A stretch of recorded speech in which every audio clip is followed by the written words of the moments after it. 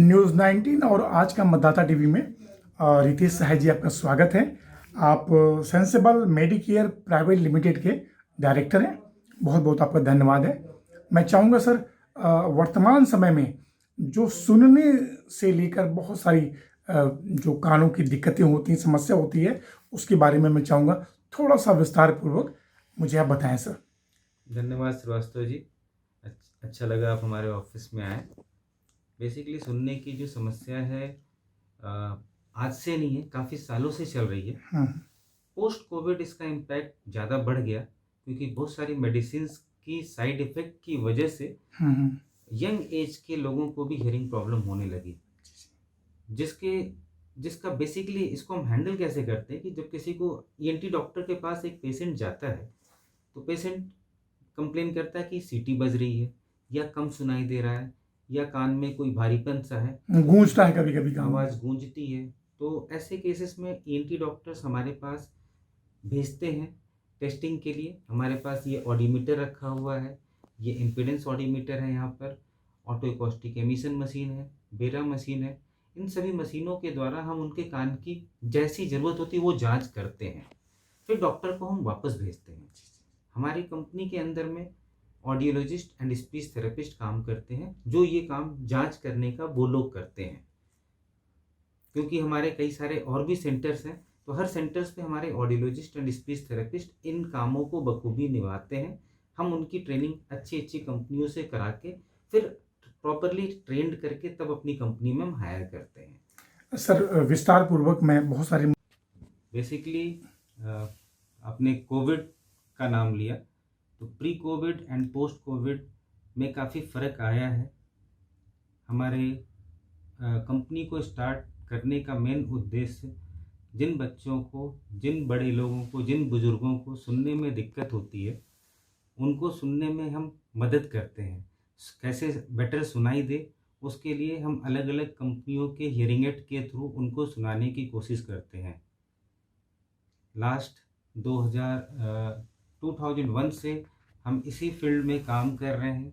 बहुत सारी अच्छी अच्छी कंपनियों के साथ काम करके बहुत कुछ सीखने के बाद ये अपने हियरिंग एड सेंटर्स की चेन हमने स्टार्ट की।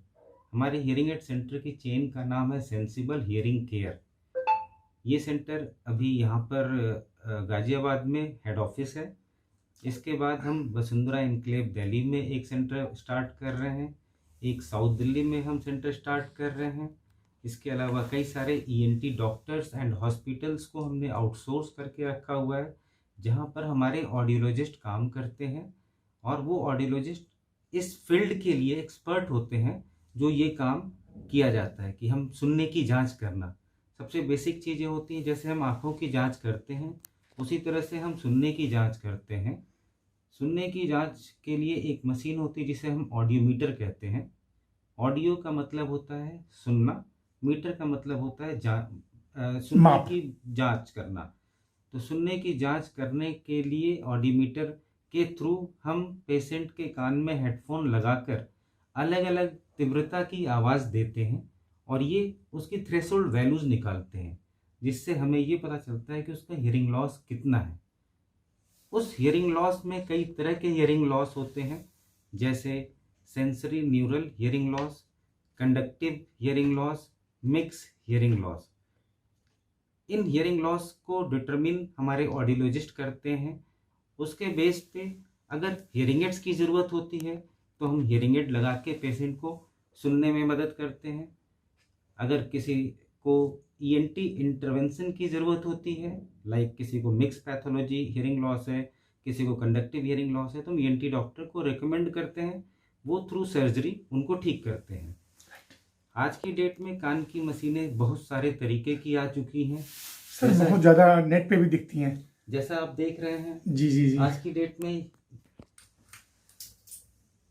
ये आरआईसी मशीन कहलाती है, जिसे हम रिसीवर इन द कैनाल कहते हैं। Okay okay.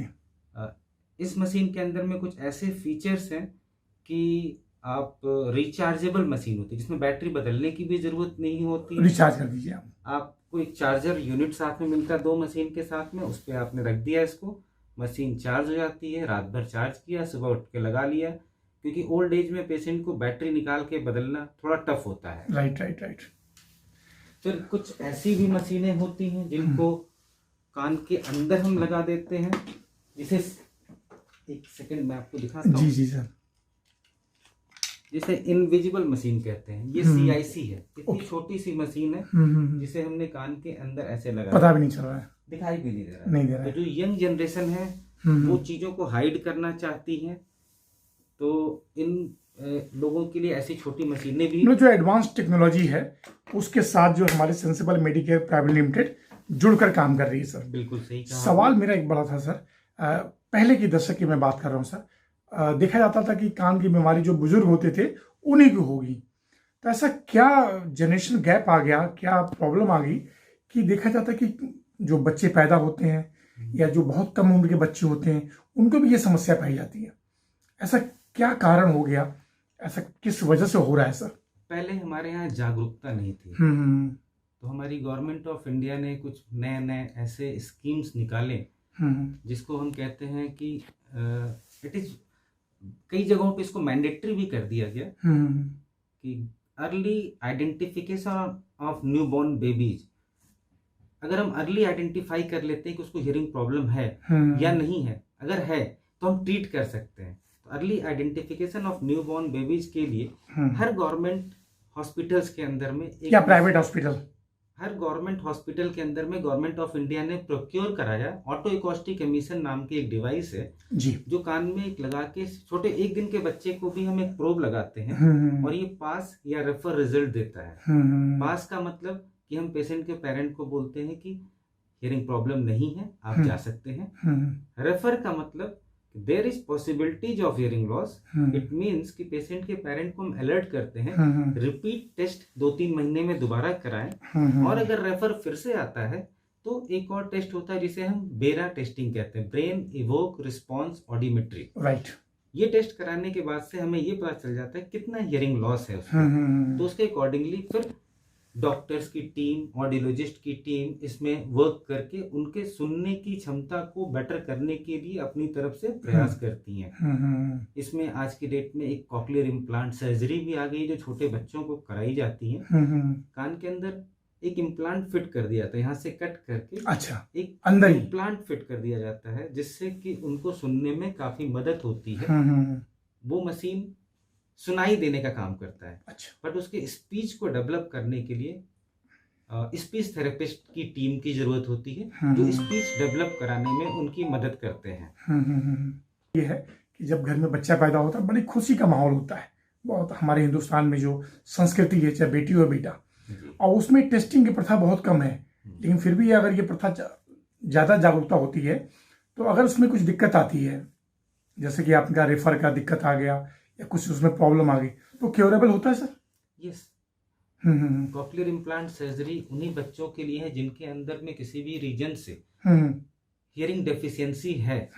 उस हियरिंग डेफिशिएंसी को मीट आउट करने के लिए कई सारे टेस्टिंग पैरामीटर्स बनाए गए। उन टेस्ट करने के बाद से पेशेंट अगर सुटेबल है, वो बच्चा सुटेबल है इम्प्लांट के लिए, तो उसको इम्प्लांट के लिए रेफर किया जाता है।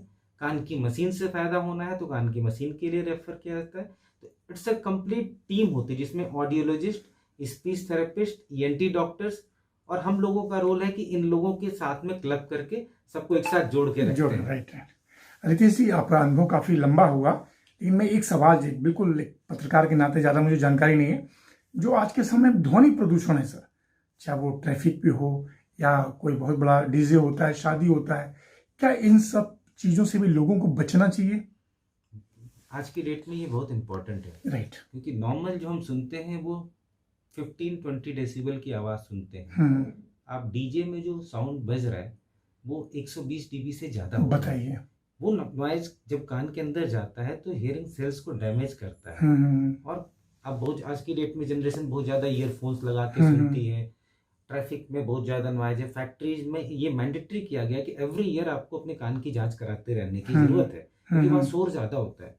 तो जहाँ पे भी आजकल आप क्रिकेट मैच को फॉलो कर रहे होंगे तो क्रिकेट मैच में भी शोर मीटर लिख के आ रहा है, मतलब डेसिबल बताता है कि 124। जब पब्लिक चिल्ला रही है उस जी। टाइम पे कितना साउंड जनरेट कितना होगा, साउंड तो जनरेट कान के लिए नुकसानदायक है। नुकसानदेह है, तो उसके लिए बचने की जरूरत है, बचने की जरूरत है। जितना हो सकता है पॉसिबल उतना बचने की जरूरत है। और सर अभी एक नितिन गडकरी जो हमारे मंत्री हैं, जी उन्होंने भी एक प्रयास किया कि भाई ट्रैफिक में ज़्यादा साउंड, हॉर्न, इस तरह की चीज़ें ज़्यादा न हो, उससे भी नुकसान होता है सर। बिल्कुल।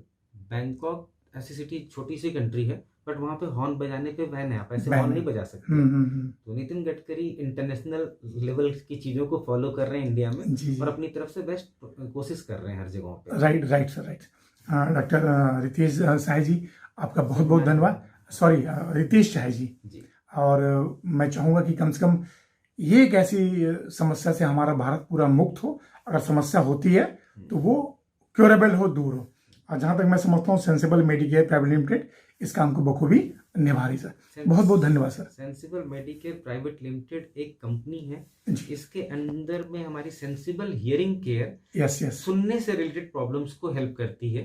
यस। और sensible Medicare private limited company और भी कई फील्ड में काम करती है। जो सुनने की मशीनें हैं, लेकिन जो सुनने की जांच करने की मशीनें होती हैं, जैसे ऑडिमीटर होता है, इम्पीडेंस, ये हम बाहर से इंपोर्ट भी करते हैं।